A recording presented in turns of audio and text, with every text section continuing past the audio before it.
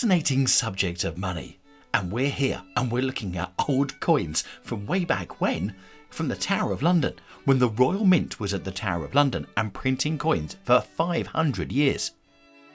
We're going to show you around the historical Royal Mint, plus we're also going to show you coins from way back when. In this video, not only are we going to show you the coins, we're also going to show you some of the tools that we use to do the coins as well. But what's really interesting is the Royal Mint here at the Tower of London is one of those places that doesn't get visited that often. That's because it's sort of tucked away and hidden, and people don't really think of the Royal Mint when they think of the Tower of London. So not only are we going to show you some of the tools which you can see here, including some of the moulds they used to make sure that the coins were all uniform, but we're also going to show you coins from Henry VIII, the Elizabethan, and also the Charles I and Charles II era as well. Plus, a real rarity, a coin from the reign of Oliver Cromwell. With three coins we've just seen there coming from the reign of Edward I in 1279. The great thing about the Royal Mint Museum here at the Tower of London is they've got lots and lots of information, so you do some great learning as you go around and see some of these artifacts from way back in history. And also, one other thing to point out right from the beginning, a lot of this is behind really thick glass which shows the reflection. So if you see my reflection every so often in the windows, that's the reason why. Can't do much about it, but wanted to make sure I could bring you some of the fantastic coins they've got here. These coins are from the reign of Henry III and around the 1200s and were found as part of a massive hoard of them underneath a house over in Colchester.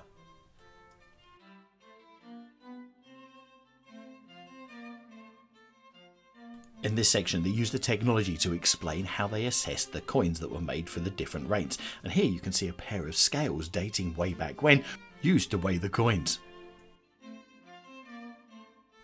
Now something else that's quite incredible about the Royal Mint, not many people go here. Now I said earlier that it's sort of tucked away, and because it is tucked away you see very few people here. In fact, the only people that you really see in here are the security people, and they will tell you all about it because these people work here at the Tower of London, so they can not only tell you about the Royal Mint, but they can also tell you more about the Tower of London as well. And I also noticed, because it's so quiet, they do like to have a good chat. Right, these are some of the pottery that have been found here at the Tower of London in the Royal Mint area as well. Used during Tudor times for the molten metal which was used for the coins. The top two coins are from the reign of Henry VIII. Now the first one dates from around 1530 and is called a testoon. And the second one is a debased testoon, which is actually a coin used using cheaper metals such as copper, which is why it's more worn out. Now again, these are debased, so you can see why they're all quite worn, and these are called groats. That's 3, 4 and 5. Now these coins got the nickname Old Copper Nose because as the copper wore down, you could see that. To make sure all the coins were the same, these plates were created. These were called trial plates, so different people had them and they could compare them to the coins to make sure that the coins were actually the same as the trial plates. If not, the printer of the coins was in big trouble. Because of the detail on them, these are from the reign of Elizabeth I. The first one is a sovereign and the second one here is a £half. And this from 1601 is a crown.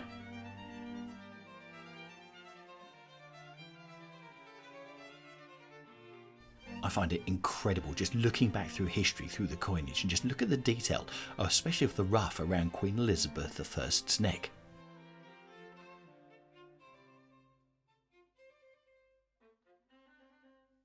It's hard to tell with the video, but this coin is extremely small, so the detail on here is quite incredible from Edward I's reign. It's a Charles II 5 guineas coin from 1675, but more importantly, just look at the elephant mark at the bottom of the coin here. This shows the gold was from Africa. Coin from about 1660 is a half crown. Once again, King Charles II. These next two items are called portrait punches, one for the front with King Charles on, one for the back, to make sure that all the coins resembled and looked the same. See from the date on here, these trial plates for the Commonwealth were from 1649. So you've got that one in gold and this one in silver. 1658, this is the Cromwell crown. Oliver Cromwell refused to be called king, and the official coins produced during the Commonwealth did not feature a picture of any ruler. However, on this coin, which was designed by a chief engraver, Cromwell is shown as an emperor. Then, 5 years later, when King Charles II came to the throne, he took the same pose.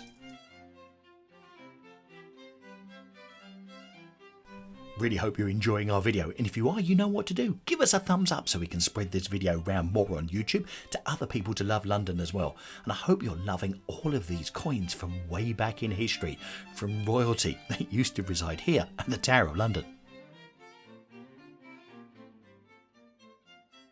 How were the coins printed? Using something like this, a coin printing press which went backwards and forwards, and the poor old printer used to have to get the coins in there quite quick and not get his fingers squashed. What I love is that forgery has been around for many years, and even in the 1690s. And here you can see two coins, and the one on the right is a forgery of the one on the left. And as I said, it's from William III and 1690. Now, I thought pieces of 8 was something that was purely said in pirate terms, but it wasn't. It's from here, and it's from the Bank of England, and all to do with money from overseas and making it into British currency. And you can see what they did. They put big marks in the coins, and you can see one right here. So did you know about the Tower of London Royal Mint? And if you didn't, what was your favourite part of this video? Which particular coins did you like the most? Now, if you enjoyed this video and you loved learning more about the history of money, then I've put a link to one of our videos that we've done on the Bank of England Museum, which is in the top right hand corner, and you even get to touch a real gold bar.